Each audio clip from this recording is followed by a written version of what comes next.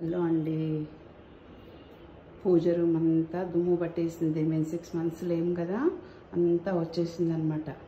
ఇదంతా దుమ్ము దులిపాను చూడండి. పూజ అంతా వచ్చింటే దులిపేసాము, మొత్తము దులిపేస్తే ఊకేనమాట. ఇప్పుడు టైల్స్ ఎలా క్లీన్ చేసుకోవాలంటే మనం ఏం లేదండి, ఇందులో కొంచెము నిమ్మకాయ పిండుకొని కొంచెం ఉప్పు, పసుపు, మన దగ్గర గంగాజలం ఉంటుంది కదండి, కాశీ నుంచి తెచ్చింది అలాంటిది. ఎప్పుడు పూజలను పవిత్రంగా ఉంచుకోవాలి కదా మనము, అందుకనేసి ఎప్పుడు మనం గంగాజలము, పసుపు మెయిన్ ఇంపార్టెంట్. దాంతో శుద్ధి చేసుకుంటే మనం ఎప్పుడు చేసుకున్నా ఏం చేసినా తప్పు ఉండదు అనమాట. మనకి మెయిన్ గంగాజలం, పసుపుతో చేస్తే మొత్తం శుద్ధి అయిపోతుంది అనమాట. ఇందులో నేను అన్నీ కలుపుకున్నాను. ఇప్పుడు ఇందులో ఏం లేదు, ఇలాంటి బట్ట తీసుకొని నేను ఇందులో మొత్తం ఇట్లా చేసేస్తాను. మొత్తం చేసేసి బట్ట పిండుకుంటాను అనమాట. పిండుకొని మొత్తం టైల్స్ తుడుస్తానంట. ఎలా తుడుస్తానో చూడండి. ఇప్పుడు ఏం లేదండి, టైల్స్ మొత్తం అలా అందులో బట్ట పిండేసి ఒట్టిగా పిండుకోవాలి. పిండుకొని మొత్తం మనం టైల్స్ ప్రతి భాగము ముందు ఇలా అద్దుకు రావాలి. ఎందుకంటే కొంచెం తడి అవుతుంది కదా, ఆ తడి అయ్యేసరికి మనకు అది అవుతుంది అనమాట. నాకు ఏంటంటే నేనే వీడియో చేస్తున్నాను అనమాట, అందుకే నాకు లేక కొంచెం కష్టంగా ఉంది. ఇలా మొత్తం ప్రతి భాగము తడిచేలాగా ముందు పూజ రూమ్ అంతా మొత్తం ఎక్కడ మూలలో కిటికీలు అంతటా మనం ఇలా చేయాలంట. మొత్తం తడి చేయాలి ముందు. తడి చేసిన తర్వాత మొత్తం అంతా తడి చేసేసుకొని మళ్ళీ ఒకసారి ఈ బకెట్లో మళ్ళీ ఈ బట్ట ఒట్టిగా అద్ది పిండి తీయండి. మొత్తం ఒట్టిగా పిండాలండి. ఒట్టిగా పిండితేనే మీకు వస్తుందంట. అప్పుడు మళ్ళీ మొత్తం ఇప్పుడు తడి చేస్తాం కదా, కొంచెం ముందు భాగం మనమంతా ఇలా కబోర్డు కూడా క్లీన్ చేయొచ్చండి. ఏ మరకలున్నా పోతుంది. ఇది నేను క్లీన్ చేసేసాను అనమాట, మరకలు లేవు. మొత్తం ఇంకా ఇందాక చేస్తాం కదా, కొంచెం నాంతట. ఎందుకంటే మనకు అందులో ఏముంది, నిమ్మకాయ ఉంది, కొంచెం వెనిగర్ ఉంది, కొంచెం ఉప్పు, ఇవన్నీ ఉండేసరికి కొద్దిగా సర్ఫ్ లేకపోతే షాంపూ అయినా, నేను షాంపూ వేసాను అనమాట. అందులో వేసేసి ఇలా క్లీన్ చేసుకోనండి. మీరు ఎంతటి మొండి మరకలైనా మీకు వచ్చేస్తాయి అన్నమాట. అప్పుడు ఇలాంటి బట్టతో మీకు నాప్కిన్ తీసుకోండి, ఇంకా బాగా పనిచేస్తుంది. నాప్కిన్ ఎందుకంటే కొంచెం గరుకుగా ఉంటుంది కదా, ఇలాంటి దానికి గరుకు కావాలన్నమాట. ఇప్పుడు నా దగ్గర పాత నాప్కిన్ లేదనమాట, అందుకే నేను దీంతో తోడవలసి వస్తుంది. ఇలా మొత్తం క్లీన్ చేసుకోండి. మొత్తం ప్రతి భాగము మొత్తం నానింది కదా, ఇప్పుడు ఎక్కడ ఏం మరకలు ఉన్నా కానీ మీకు వెళ్ళిపోతాయి, ఉండవు. అయ్యాక మొత్తం పూజ రూమ్ అంతా ఇలా చేసేసుకొని చూడండి. ఈ బాసింగము 15 ఏళ్ల క్రితం అండి. మేము గృహప్రవేశం చేసినప్పుడు కళ్యాణం చేసినప్పుడు అప్పుడు దాన్ని ఇలా కంటాం. ఇది మా అమ్మాయి పెళ్ళిది. అట్లా మేము బాసింగాలు పడేయము, అలా కట్టుకుంటాం అనమాట. కిటికీలోకి అట్లా పెడతాం. ఇలా చూసారా, ప్రతి భాగము ఇలా తుడవాలి. తుడుచుకుంటూ వచ్చాక మొత్తం అయిపోయాక ఇప్పుడు దీన్ని కూడా ఇందాక మొత్తం చేసాం కదా, తడి చేసాం కదా, ఇప్పుడు ఇది కూడా క్లీన్ చేయండి. మొత్తం ఏమి కాదు, ఏ బట్టతో చేసినా ఏం కాదు, మీకు మొత్తం క్లీన్ అయిపోతుంది. చూసారా, ఇలా క్లీన్ అయిపోయింది కదా. ఇప్పుడు మళ్ళీ ఫ్రెష్ నీళ్ళు తీసుకుందాం. కొంచెం అయిపోయింది కదా. ఇప్పుడు చూడండి, ఈ ఫ్రెష్ నీళ్ళు ఉన్నాయి కదా, నేను చూడండి దేవునివన్నీ ఇక్కడ తీసి సర్దేసుకున్నాను మొత్తం బయట. ఎందుకంటే అందులోనే ఉంటే మనకు చేయడం క్లీన్ కష్టం అయిపోతుంది. మనం ఎప్పుడైనా సరే పూజ రూమ్ క్లీన్ చేసుకోవాలంటే అందులో ఉన్నవన్నీ ఖాళీ చేయాలి. ఖాళీ చేస్తే మనకి ఈజీగా ఉంటుంది, తొందరగా కూడా అయిపోతుంది మీకు. చూడండి, ఇప్పుడు ఈ ఫ్రెష్ వాటర్లో మొత్తం డిప్ చేసుకున్నాం. వాటర్లో చేసాం కదా, మళ్ళీ అంతా ఒకసారి ఇలా క్లీన్ చేసుకుంటాం. ఇప్పుడు ఊరికనే వెళ్ళిపోతుంది, ఎక్కడన్నా మరకున్నా సరే మీకు వెళ్ళిపోతుంది అన్నమాట. ఇందాక ఆ నీళ్ళతో చేసాం కదా, ఇప్పుడు చూడండి ఇలా మొత్తం చేస్తే మీకు ఎక్కడ ఏమీ ఉండదు. కానీ ప్రతి భాగం తుడవాలి. తుడిస్తేనే అప్పుడు మనకి నీట్గా వస్తుంది అన్నమాట. చూడండి, ఇలా క్లీన్ చేసుకోవాలి. మనం కనీసము 2 నెలలకు ఒకసారన్నా పట్టాలంటే ఎప్పుడూ వారం క్లీన్ చేస్తాం. కానీ ఈ టైల్స్ క్లీన్ చేయడం అంటే కష్టం కదా, అందుకే మార్నింగ్ పూట చేసుకోవద్దు. ఇది ఎప్పుడైనా సరే మనము 3 గంటలకు అట్లా తీసుకోవాలి. మళ్ళీ దీపం పెట్టాక చేయకూడదు కదా, అందుకనేసి మనం 3 గంటలకు అట్లా చేసుకున్నాం అనుకో, మనకు 1 గంటలో ఇదంతా పని అయిపోతుంది. దేవుళ్ళన్నీ పొద్దున్నే సదిరేసుకోవచ్చు. మంచిగా తుడుచుకుంటే చూడండి ఎలా తలతలా మెలిసిపోతుందో, మీకు క్లీన్ అయిపోతుంది.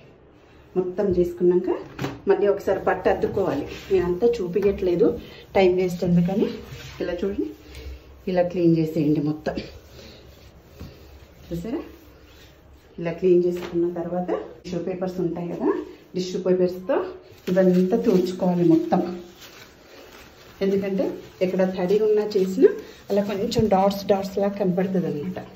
ఇప్పుడు మనం ఇలా తుడుచుకున్నాం అనుకోండి టిష్యూ పేపర్స్తో, బట్టతో తుడవద్దు. టిష్యూ పేపర్స్తో వస్తే తడి పీల్చేస్తుంది మొత్తం అనమాట. అలా తుడిచేసుకోండి మొత్తం. పూజ రూమ్ అంతా అలానే తుడుచుకోవాలి, ప్రతి భాగం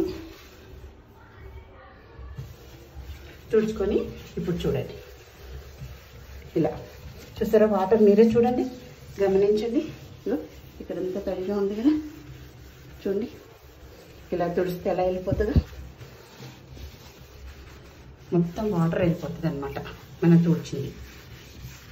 అది ఎందుకంటే మనకు కబోర్డ్స్ కదా, వాటర్ తడి తగిలితే మళ్ళీ ఏమన్నా అవుతుంది అని భయపడకండి. మనం ఎప్పుడైనా సరే క్లీన్ చేసుకున్నప్పుడు ప్రతి భాగము ఇట్లా పేపర్తో క్లీన్ చేసుకున్నాం అనుకోండి, మనకేమీ కాదు. చూసారా, చూసారా ఎంత నీట్గా అయిపోయిందో. అయిపోయినాక ఇప్పుడు కింద కూడా అలానే క్లీన్ చేసుకోవాలి మొత్తం. చూసారా,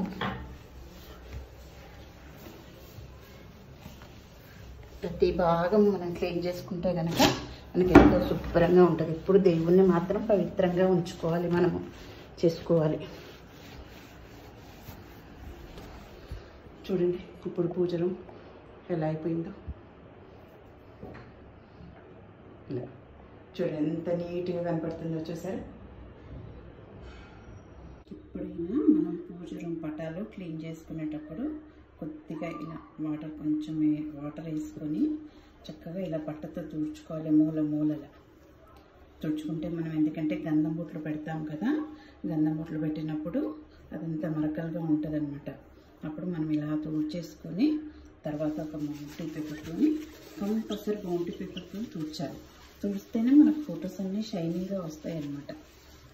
చూసారా ఎంత బాగా వస్తాయో. ముందు నేను అంతా బట్టతో క్లీన్ చేశాను, క్లీన్ చేసి ఇప్పుడు వాటర్ వేసి తుడుస్తున్నాను అనమాట. ఇలా తుడిస్తే చూడండి ఎంత బాగుంటాయి అన్నమాట. తర్వాత ఏం లేదు, మనం ఒకటి ఇయర్ బడ్స్ ఉంటుంది కదా, గంధంలో నీళ్ళు వేసి మనం ఇలా పొట్లు పెట్టాలన్నమాట. ముందు గంధంతో పెట్టేసి తర్వాత పెట్టుకుంటే కుంకుమ పెడితే కరెక్ట్గా రౌండ్గా అంటుంది అనమాట. 7 కుండల స్వామి కదా, మన ఇంటి కుల దైవం అనమాట. ఇలా వెంకటేశ్వర స్వామికి ఎన్ని బొట్లు పెడితే అంత బాగా కనిపిస్తాడు, అందంగా ఉంటాడు. చూసారా, గంధం బొట్లు ఇలా పెట్టేసి మనం కుంకుమ ఇలా తీసేసుకొని ఇలా పెట్టాలి అన్నీ. కుంకుమ పెడితే మనకి నీట్గా ఉంటుంది. బొట్లు పెట్టాక మనం ఏం చేయాలంటే ఇట్లా కొంచెం కిందకి అనేసేయాలి. ఎక్కడైనా సైడ్లో కంటిన బొట్టు ఉంటే కూడా అది మొత్తం కింద రాలిపోతుంది అనమాట. అప్పుడు మనకు పూజ దాని మీద పడదు. నేను ఆ పూజ మండపం మీద ఎర్ర బట్ట వేసుకుంటాను. నాకు ఎర్ర బట్ట వేసుకోవడం అంటే చాలా ఇష్టము. అమ్మవారికి కూడా ఎర్రగా కనపడుతూ ఉంటాడు కదా, మంచి ఎర్రగా కనపడాలి కదా, అందుకని నేను ఎర్ర బట్ట వేసుకుంటాను అనమాట. ఎప్పుడైనా సరే ఒకటి తీసి ఇది తీసాను కదా, ఇంకొకటి తీస్తాను, 2 పెట్టుకుంటాను. ఒకటి ఒత్తుంటే ఇంకొకటి చేస్తాను, అట్లా అన్నమాట. చూసారా, దీన్ని ఇప్పుడు ఏం లేదు, కొద్దిగా ఇలా అనేసేయండి. అనేస్తే చూడండి ఎలా ఉందో. ఇలా చూసారా ఎంత రౌండ్గా బొట్లు ఎలా ఉంటాయో. మనం ఏమన్నా ఉన్నా కొంచెం చేతితో సరి చేసుకోవచ్చు. రౌండ్ చూడండి. ఇంకా నేను సెట్ చేయలేదు, అన్నీ సెట్ చేస్తాను. ముందు బొట్లు పెట్టుకుంటున్నాను అనమాట. చూడండి టైల్స్ ఎంత తెల్లగా ఉన్నాయో, ఇలా నీట్గా అయినాయో చూడండి. ఇట్లా మనం 2 మంత్స్కి ఒకసారి ఓపుకుంటా 1 మంత్కి ఒకసారి క్లీన్ చేసుకున్నాం అనుకోండి, ఎప్పుడు మనకు భోజనం నీట్గా ఉంటుంది. ఈ దండలు మనకు షిరిడి వెళ్ళినప్పుడు నాకు 30 రూపీస్కి ఒకటి కొన్నాను. నాకు ఎందుకో మంచిగా అనిపించినాయి, అందుకు కొని పెట్టుకుంటాను. అందరి దేవుళ్ళని పెట్టుకుంటాను, అమ్మవారిని. ఇక్కడ అన్నపూర్ణాదేవి, అష్టలక్ష్ములు, ఇలా అన్ని నూనె పడుతుండే. ఎప్పుడైనా సరే మనకు ఇలా క్లాత్గా నూనె అంటే ఇది అవుతుంటుంది, జిడ్డు అవుతుంటుంది. మనం ఇలా ప్లేట్లో దీపాలు పెట్టుకుంటే మనకి నీట్గా ఉంటుంది. ప్లేట్ తీసి 2 రోజులకు రోజు కడుక్కోవచ్చు. చూడండి, ఒత్తులు కూడా వేసి పెట్టుకున్నాను. అన్నపూర్ణాదేవి బియ్యం పోయాలి అందులో. ఇంకా ఎప్పుడు మీరు పెట్టినా అన్నపూర్ణాదేవిని పెట్టుకుంటే మాత్రము అందులో బియ్యం పోసి పెట్టుకోవాలి. ఇట్లా లక్ష్మీదేవి దగ్గర ఇలా 1 రూపాయి కాయిన్స్ పెట్టుకోవాలి. మంచిదంటారు, ధనలక్ష్మి రక్షిస్తుందని అంటారు అనమాట. చూడండి ఇలా ఇంకా పూలు పెట్టి ఆయిల్ బాటిల్ అది వెనకాల పెట్టుకుంటానమాట. ఈ ఆయిల్ బాటిల్ చూడండి, మనకు గిన్నె తోమడానికి వస్తుంది కదా లిక్విడ్, ఆ బాటిల్ పెద్ద బాటిల్ తీసేసి ఇలా న్యూస్ పేపర్ పెట్టేసి ప్లాస్టిక్ కవర్ వేసుకామనుకోండి మనకు ఆయిల్ బయటికి కనిపించదు. ఇలా ఉంటుంది అనమాట. అందుకని ఇది డోర్ వెనకాల సెట్ చేసుకున్నాను అనమాట. అగరబత్తీలు ఇది ఇలా ఒక స్టాండ్ పెట్టుకొని స్టాండ్ పెట్టుకున్నాను. ఏకాదశి కదా, చూడండి పొద్దున్నే లేచి అన్నీ క్లీన్ చేసుకొని దేవుళ్ళని చేసుకొని చూడండి ఒక డోర్ పక్కనే గణనాథుడు ఉంటాడు. గణేశుడు అయిపోయింది. గణేష్కి ఓం గణనాథాయ నమః. దేవుళ్ళని ఇంకా పొద్దున్నే లేస్తున్నాం కదా, మంచిగా దేవుళ్ళన్నీ కడిగేసుకొని బొట్లు పెట్టుకొని అలంకరించుకొని చూడండి ఇట్లా పెట్టుకున్నాం అనమాట. చూడండి మంచిగా దేవుళ్ళని మనము ఎంత అలంకరించుకున్నాము, ఎన్ని పెట్టామనేది కాదు, మనకున్న దాంట్లో దేవుళ్ళని నీట్గా సదురుకోవాలి మనం. అంతే తప్పితే అన్ని పెట్టాలి, ఇన్ని పూలు పెట్టాలి, అన్ని పూలు పెట్టాలని కాదు. మనకున్న పూలలో కొన్ని పూలైనా సరే దేవుళ్ళని అందంగా చేసుకోవడమే మన పని అనమాట. చూడండి దేవుడు ఎట్లాను కొన్ని పూలు పెట్టాం, కానీ దాన్ని మనం చేసుకోవడంలోనే ఉంటుంది. ఎప్పుడు దేవుణ్ణి మంచిగా నీట్గా అలంకరించుకోవాలి. అదే మనకు మంచి జరుగుతుంది. చూడండి మాకు ఎల్లమ్మ తల్లి ఉందన్నమాట. ఎల్లమ్మ తల్లికి ఇట్లా వెండి కళ్ళు మాకు కంపల్సరిగా అట్లా ఉంటుంది. చూడండి ఇలా చూడండి దేవుడికి ఇవాళ మేమేమి వండం కదా, ఉపవాసం కదా, అన్నీను వండి నైవేద్యం కూడా మేము పెట్టము దేవుడికి, రేపే మళ్ళీ. అందుకే ఇలా ఖర్జూర పండ్లు పెడతామన్నమాట.